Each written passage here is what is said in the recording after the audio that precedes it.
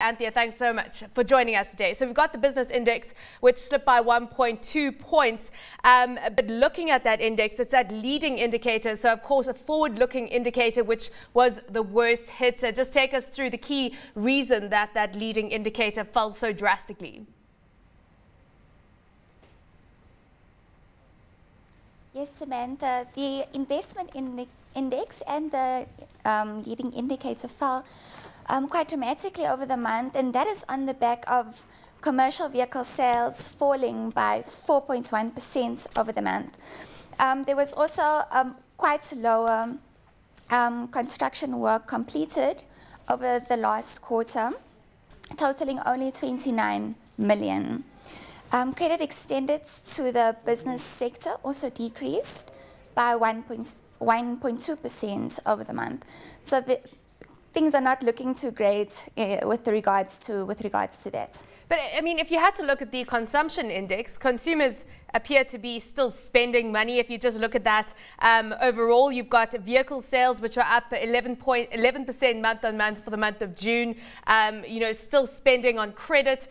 So why the disconnect between the investment indicators, leading indicators, and then signals from consumers on the ground?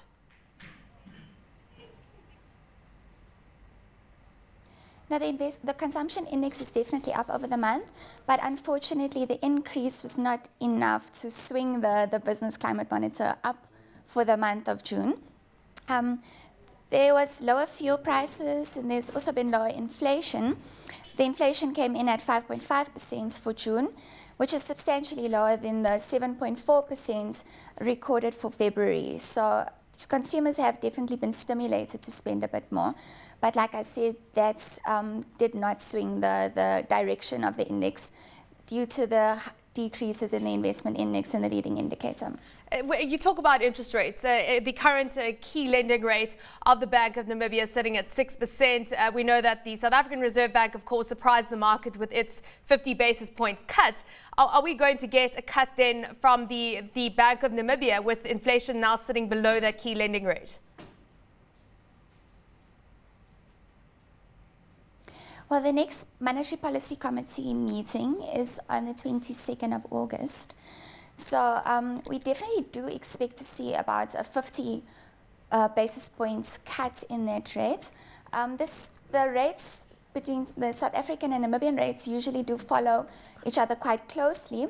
And we are sitting at a full 100 basis points above you guys at the moment. So I do think that Bank of Namibia will cut that rate to 5.5%. Thank you so much for joining us today, Anthea, for that update. Anthea Angermund, Research Analyst at IJG Securities.